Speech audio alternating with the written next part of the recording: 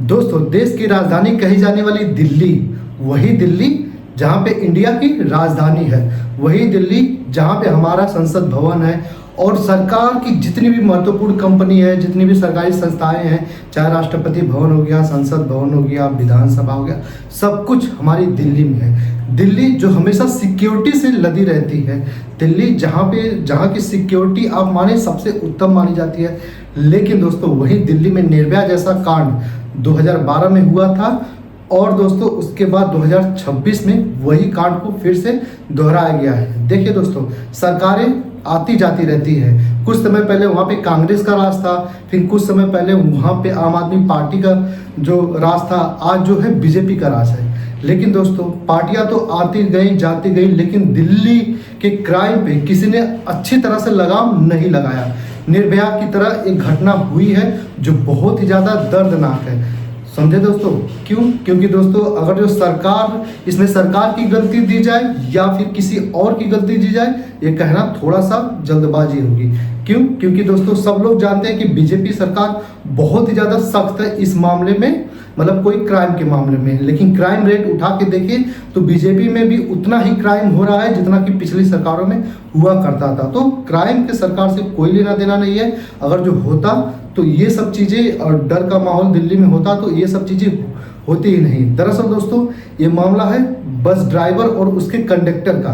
सोच सकते हैं, जो बस ड्राइवर आपको एक स्थान से दूसरे स्थान तक पहुंचाता है, चाहे रात हो, दिन हो, बारिश हो, कोई भी मौसम हो, कोई भी दिन हो, उसे कोई लेना देना नहीं होता है। उसका जो टाइम होता है वहाँ से निकलता है और आपको पहुँचाता है, और आपके घर में जो भी बहन बेटी होती है सबको लेके पहुँचाता है। लेकिन क्या हो दोस्तों, जब एक ड्राइवर ही और एक कंडक्टर ही, एक महिला बस उनसे एक गलती करती है, टाइम पूछ लेती है कि कितना बज रहा है, जरा आप बता दें। रात का टाइम हो रहा था, वो महिला दरअसल ड्यूटी के लिए निकली थी और ड्यूटी करके अपने घर की तरफ लौट रही थी, और लौट रही थी तो रात को लगभग 11-12 बज ही रहे थे। और उस महिला को ज़बरदस्ती क्या किया गया, उसका हाथ पकड़ के बस में खींच दिया गया। उसके बाद दोस्तों लगातार 2 घंटे तक उसे उस बस में बंद कर दिया गया।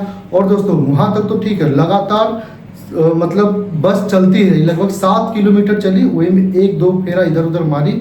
और उसके बाद एक स्थान पे उस जो महिला थी और उसके पास 3 बच्चे थे, मतलब जो घर पे थे, उस महिला को एक स्थान पे नीचे लिटा के बस वाले चल देते हैं। फिलहाल दोस्तों, ये है दिल्ली की घटना। फिलहाल इस टाइम में जब वीडियो बना रहा हूँ तो बस वाला और बस का कंडक्टर दोनों ही तो पकड़े गए हैं, लेकिन जांच एजेंसियाँ बड़ी बड़ी इसमें लगी हैं। आखिर दिल्ली जैसे राजधानी में ऐसा क्राइम कैसे हो सकता है?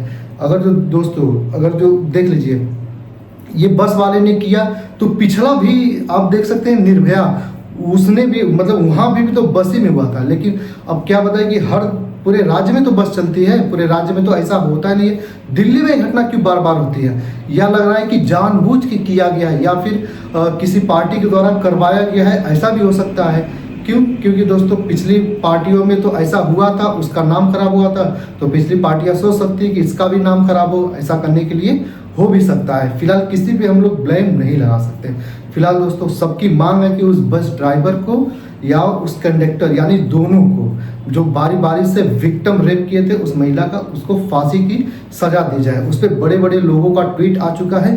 अभी रेखा गुप्ता का स्टेटमेंट नहीं आया है, बस एक छोटा सा ट्वीट आया है कि दिल्ली को हम हिंसा में जलने नहीं देंगे और जो भी ये कृत्य किया है उसे हम सजा जरूर दिलाएंगे।